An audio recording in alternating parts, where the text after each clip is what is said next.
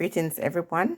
In this video, I'm going to talk about my perfect marriage and how I have managed to stay married to a man who's 10 years younger than I am for the last 18 years.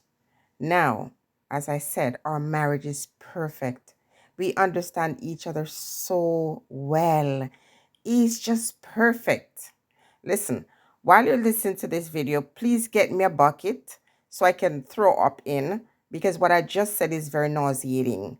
From the moment you enter a relationship with somebody and you start to have these pipe dreams that the marriage is going to be perfect and oh la la la, marriage is messy work. Okay, and I want you to understand, when you decide to enter into a relationship with another person, know that every baggage they have in their past becomes your baggage, and all of yours is theirs.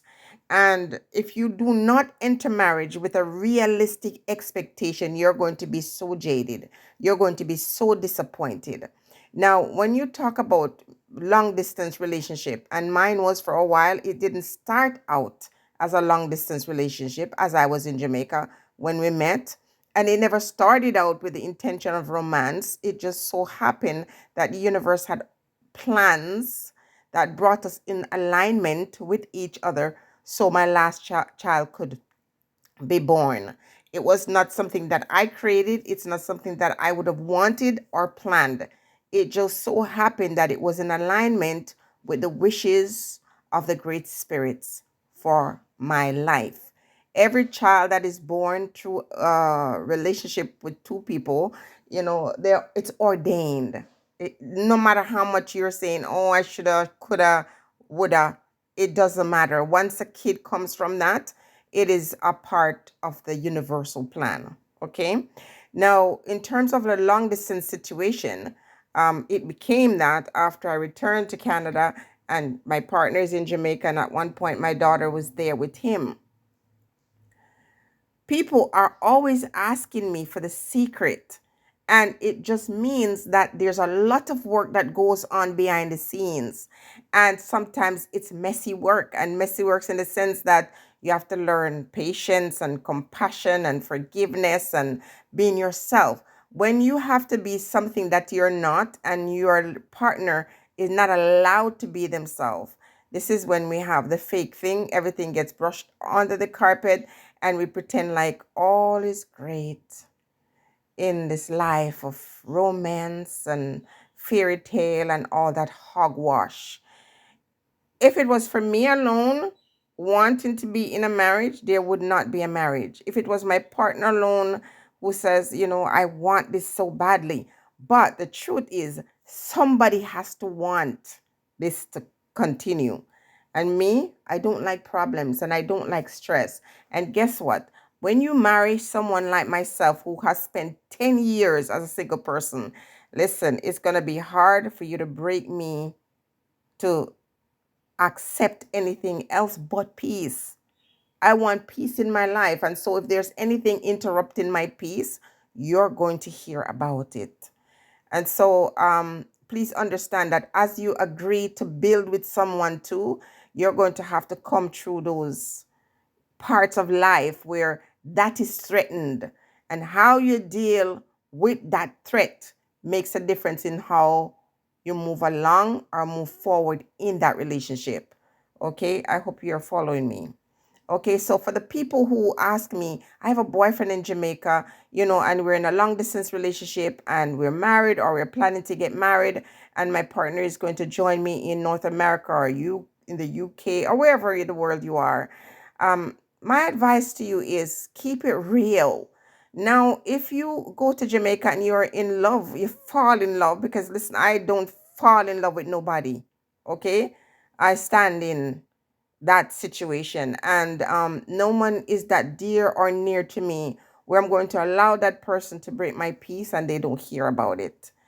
And I keep it real. So when I was here and my partner was in Jamaica, there's no way I was going to send thousands of dollars to him, shop and send all kinds of fancy stuff to him while I am wearing one drawers and struggling to make ends meet. I support my partner in his endeavors, and if when my child was in Jamaica, I'm going to do my part as a mom to make sure that my baby is lacking of nothing. But other than that, there's no way I was going to be shipping barrels. I was going to be sending money every week or every month to some long tone man who stays in Jamaica and live high on the hog while I struggle in the snowstorm. So my partner knew that from the beginning. And I've said in a previous video, when I was going to Jamaica, I wouldn't spend any more than 100, one something in terms of bringing things for him, but I would spend hundreds on my baby girl. When you go to Jamaica and you meet men and you give them the impression that you got it like that, even if you're comfortable, if you own your own home and you're, physically able or financially able to do a lot, the important thing is to wait until they join you. Because me, I'm not fattening no rat for no cat. Okay? So there's no way I'm going to be doing all this or doing the most while a man is in another country from myself. I will not do that. And I believe in supporting my partner. And so while he was there, I would encourage him, to do business so that he can turn his hand and help himself. And when I go to visit, that I wouldn't have all the burdens and all of that on me. Okay. I don't think it's nice or right for a woman to meet some man and to take on some, responsibility as if he's your pitney. So when you marry someone who's younger than you, there's a propensity to take on that younger partner and act as if you're the parent. And if you want the person to see you as not just a lover, but as a partner, you can't be treating them that like they're children. They're adults. And any person you meet, and this is a red flag, any person you meet in Jamaica, where all of a sudden their life cannot go on without you, they're completely depending on you financially. It's not a good look. And you see someone who's lazy, a man that will not get up and do something for himself is lazy. And what you're doing is enabling that behavior. So if the person never worked in Jamaica and you were their caregiver and you were their financier, what do you think is going to happen when they join you in North America where it's cold? Where they were in the sun and they couldn't get out of bed to do anything for themselves. When they join you in the cold, what is going to happen? A lot of women go to Jamaica and marry these individuals and bring them to North America. And when they get, or North America, wherever, I always say North America because I'm in Canada. But when they join you now, all of a sudden you're expecting them to man up, to get up and to go work when they're not used to that lifestyle, and hence the problems. And, having them sit on the phone all day and having conversations with people in Jamaica and giving people the impression that this life is not a hard one, with lots of struggles, lots of suffering, lots of doing without. A video is coming up soon talking about some of the hardship that I went through because I'm a married woman. And when you are married, whatever issues turn up in the marriage, it's something that both of you have to face head on. Okay? And sometimes the issues that come up might not be created by you, but you still have to support your partner in some ways. Okay? So the marriage continues to grow, and it's had its turbulence, and turbulence in the sense that not where another person is involved, because people tend to think that marriage is only broken when other persons are invited in it. No, there are times when you have financial issues, you have decisions to make. And listen, for those who want the fairy tale romance, I'm going to say to you that, listen, when you are in this collective union, and one of the pros for marriage and the cons for marriage is that when you marry somebody, you have someone you can work out some of these life choices or changes together with. But if the choices and the changes are as a result of your partner, that's another thing that you have to think about as well. Okay. So, con is, these issues and problems that arise because of your partner or situation that might happen as a result of choices that you or your partner make might be a reason why you don't want to be married. Independence is very important. Some of the clips in the beginning, you can see me, I'm out attending to my own affairs. I am in a relationship, but I'm an individual, an independent person who wants my own space, want to be able to do things for myself, to say I'm still an individual. So while we build together as a collective union, I am still a person with my own autonomy, my own voice, my own agency. That is very important to me. And my husband has always been someone who wants to take care of everything as a man. He gets his pride, his love language is giving and doing, and being the one to take care of. But there's always a discomfort for me in giving up my independence to any man. So while we work together, while I allow him to feel like a man, to provide for his family and whatever, I don't like to feel like if the chips fall, I fall with them.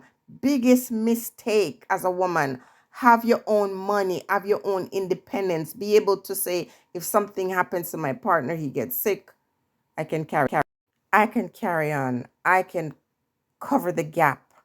I can stand up in that space, until, you know, the partner is better or the financial situation changes. Okay. And so I would discourage any woman from being completely dependent on any man, not just for the fact that the person can get sick, but remember, we cannot trust human beings. So when you're so dependent on this person and all of a sudden something happens, and remember, marriages are going to be tested. It's just how it is. Any union, any contract that you sign, it becomes like a blood agreement. When you sign, all of a sudden, something in the universe has to test that, you know. But when the person, is there for you, you have to try to be there for them also. But in the process of being there for each other, as I said earlier, you have to make sure that if anything happens and things change and that partner decides that you're no longer their fix, that you're not left undone. So many women have given up all their freedom, all their rights, all their independence so that they can be in a relationship with somebody, with a man, and watch that man change his mind, completely lose interest in you, and move on. And you're left holding the bag, which is, if it was a bag of money, it's often a bag of bills or expenses, having to start your life all over. It is very scary. I'm not going to lie to you. So as I get older, and over the years of being married, I've really fought to maintain my independence. I have fought, literally fought to hold on to who I am as an individual, because it's easy to lose yourself in a relationship with somebody, lose yourself in a marriage. And the worst thing for me is, having to start over when I'm at an age where it's difficult to start over, if you get what I mean. I've always allowed my partner the freedom to go. It's not that I don't care and that I would miss my partner, but the freedom to go live his own life, be his own person. Go, and don't let the door hit you in the behind. Okay? Because when you know who you are, you know what you bring to that relationship, you don't have to fear. It doesn't mean that you would miss the person. It wouldn't mean that, the bond you've built and, years together and all that stuff. The moment you start holding on to that and counting the years and start saying, I've been with this person for 18 years and look at the time and I wasted my time. You cannot look at it that way. You have to say, you know what? For as long as that relationship lasts or that marriage lasts, it brings something in your life that was going to allow you to grow, to be stronger, to be more, more of who you ought to be. You become who you are in the marriage. And if it comes to the point where you have to be single or, be a divorced woman, because once you're married, you're no longer single, but you become another version of yourself as a person who is by yourself, then you have to embrace that. We don't hold on to people. We must be willing to let them go. So if a man decides to go out of his relationship and get involved with another woman, you have to know your values. You have to know your worth. And you can't look at it as if something is wrong with you. Ain't nothing wrong with you. You could be the most beautiful woman. As I've said before, you've seen all these beauty queens and women with money and all of that. And their men go out and mess around with women that they're embarrassed to be seen with. So it has nothing to do with who you are. Your partner is going to go out there, or you're going to go out there and violate that bond between you, not because the other person is lacking anything. Okay? So we have to let people have the freedom to move when they're ready to move. For me, is the absolute worst thing to dedicate my life and my time and my love to a man that doesn't want me. That's just not a nice feeling. That's not something I want for myself. I would rather, if this person is not feeling me, is not interested in me, does not love me, to have the freedom to get the H out of here so I can open myself to finding peace and love. And that love must come from within me. I'm not waiting for my partner to show me love. I have to love myself. And by loving myself, I teach him how to love me. And if he's incapable of loving me the way I deserve to be loved, then the middle finger up and take your hike. That's just how I am. I'm not into the fairy tale thing. And as I get older, I just don't care for that fairy tale life. I want the real thing. So, if my partner step out of line, I'm going to tell him how I feel about that. Okay. Now, for me, I don't really give trouble. I'm a straight, no nonsense person. I made that very clear from the very beginning. Okay. I value my peace so much, and I also want to create an environment where other people's peace can exist. Sometimes it's like an inside joke when when I get mad and I say certain things, my husband would say, "Oh, you say so and so and so and whatever." I'm like, think about it. You provoked me. Don't provoke me. Don't, when the lion is resting, do not stroke the lion. Okay? Because I'm a real person. I keep it very real. I do not babysit men or their feet or their feelings. I really don't. I try to protect my energy and my space and my mind. And I know one of the worst things you could do is when you're with a man, you make him feel like he's everything and he's all this and that and then a bag of chips. Because guess what? When men understand that you love them and you love them foolishly, they will take the piss. Excuse the language, people. They will take the piss. They will run you over. So you love, but you save some of that love for yourself. You build with somebody, but at the same time, you're thinking of how you can also build a cave for yourself as well. That independent cave where when you need that time to yourself to restore and rejuvenate. A lot of women, we pour into men and we pour into children, and I'm guilty of that too. I have done that too. You pour into them and you save the nothing for yourself. And what happens? You become old, you become tired, you become resentful, and all these descriptive words to describe how you could possibly feel when you give too much to a man. You give too much to anybody for that matter. You're going to love them, give them enough so that they can understand that you care for them, you're there for them. But at the same time, not at the point where you continually pour into them, they take from you, as is the case with a lot of these long distance relationships with these long tone men in Jamaica who women pick up from Jamaica, treat them like they're prince, treat them like they're a king, only to watch those men turn around and do them dirty.